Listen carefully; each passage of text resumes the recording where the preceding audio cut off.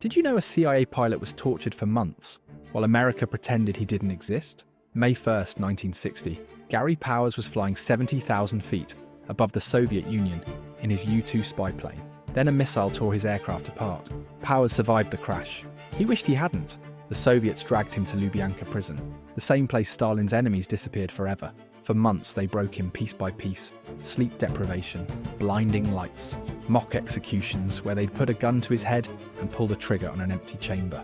Over and over, they'd promise him freedom and drag him back to his cell. They convinced him America had abandoned him completely, and they were right. The CIA publicly denied Powers ever existed. President Eisenhower called him a weather researcher who got lost. Powers cracked. At his show trial, he confessed to being a spy on live television. 21 months later, they traded him for a Soviet agent on a bridge in Berlin. Both superpowers got their propaganda victory. Gary Powers got a lifetime of nightmares.